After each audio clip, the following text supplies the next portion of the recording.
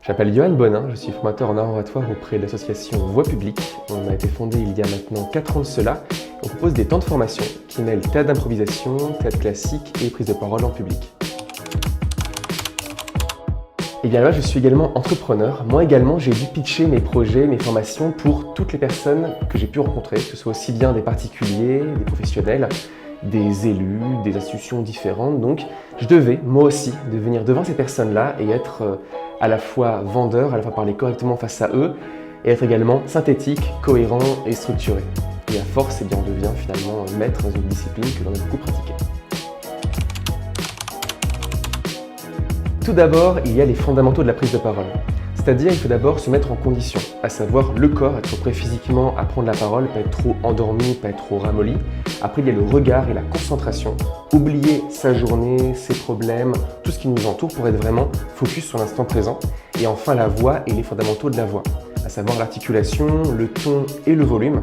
3 points importants à avoir en tête pour parler avec efficacité. Donc ça d'abord en premier lieu, on le travaille, on l'échauffe, on l'améliore. Après on rentre dans la création, à savoir on laisse aller l'esprit, on crée des éléments seul ou avec d'autres personnes du groupe pour qu'enfin on soit prêt à pouvoir laisser aller l'esprit et les idées. Et après on rentre dans le pitch, à savoir la théorie, comment on crée un pitch. Après on se pose sur une table, on met les idées sur le papier avec comment je parlais de moi et de mon projet. Et enfin après on s'exerce, comme on a fait à l'instant, sur le jeu de rôle, on voit ce qui se passe, qu'est-ce qui est bon, qu'est-ce qui est un petit peu à améliorer pour être fin prêt le jour J. J'aborde le sujet également du concret.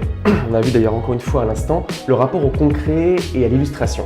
Souvent quand on parle de soi ou d'un projet, on reste très général, on reste très flou. On parle de j'ai une idée concernant l'écologie, j'aimerais amener les personnes à trier leurs déchets, à être plus conscients de l'environnement. Et ça reste finalement assez vague. Et on dit mais c'est quoi ton projet à toi vraiment? Ça consiste en quoi? Et c'est on a vu à l'instant pour beaucoup d'entrepreneurs, on a une idée, du mal à passer de l'idée au projet concret, à savoir combien de temps ça dure, quel est le coût, qui ça touche, comment ça se passe, les éléments très concrets pour qu'on puisse tous se projeter avec vous. Si on reste que sur l'idée, malheureusement, on reste, comme j'aime souvent dire, un enfant a des idées, un adulte a un projet.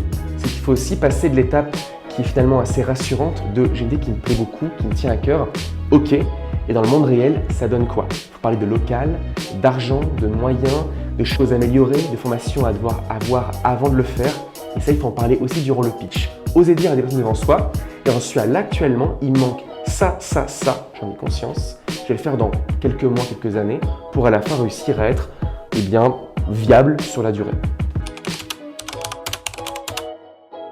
Et bien à tous ceux qui souhaitent défendre un projet, donc l'idée qui peut devenir un projet, ceux aussi qui ont déjà un projet qui marche plus ou moins bien, qui veulent pouvoir l'améliorer, le peaufiner, gagner encore en compétences, parce qu'un bon pitch, ça avance toute sa vie. Parce que le projet avance également, donc un pitch modifie avec lui bien sûr. Et donc c'est se dire, je veux passer une étape supérieure pour mon projet ou je veux l'améliorer encore avec un groupe qui eux aussi ont envie de pouvoir passer l'étape supérieure. Et ensemble on bosse à la fois le fond et la forme pour gagner encore en compétences.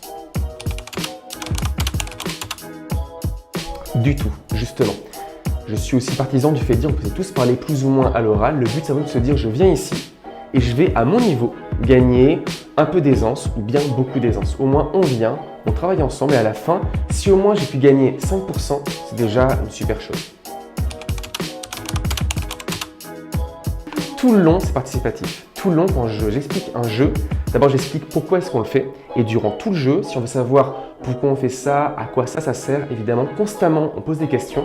Et durant tous les jeux, des retours systématiques. À la fin d'un jeu, c'est de dire « Ok, attention à tel point, attention à ça. Ça, par contre, super maîtrisé. » C'est constamment l'ajustement durant toute la séance. Sinon, c'est pas à la fin qu'on dit « Attention, t'aurais dû faire ça. » C'est vraiment tout le long de la journée. On passe son temps à reprendre les éléments pour être, si possible, à la fin, avec un pitch qui soit le plus maîtrisé, le plus efficace. Tout d'abord, gagner en aisance orale. Moins craindre quand on prend la parole, moins se sentir inefficace ou pas très à l'aise. Déjà se dire je peux parler et être intéressant facilement. Premier lieu, et après comprendre ce qu'est un pitch et comprendre pourquoi il faut être synthétique et structuré. Pourquoi, quand on parle avec quelqu'un, il ne faut pas trop partir dans tous les sens et pas trop digresser, se dire ok, là il faut que je parle de ça, puis ça, puis ça, et pas trop long, pas non plus trop saouler celui à qui je parle. Ça en numéro 1, et après, avec ça, on crée son pitch dessus. Pareil, mon projet, pas trop long, pas trop court, assez efficace. Et après, nous tous, on sera là pour poser plein de questions pour l'améliorer pour la suite. Est-ce que c'est moi qui la propose? La formation sera extrêmement concrète, on l'a compris dans mes propos précédents. Je veux qu'elle soit très adaptée à tous ceux qui vont venir. La formation sera différente par rapport à ceux qui seront là, concrètement. Si beaucoup de personnes sont encore à l'étape d'idées, qui veulent passer au projet, on va plus se baser sur cet élément-là. Si c'est l'inverse, on va évidemment adapter. C'est vraiment adapté à vous, à ce que vous avez besoin en venant ici aujourd'hui.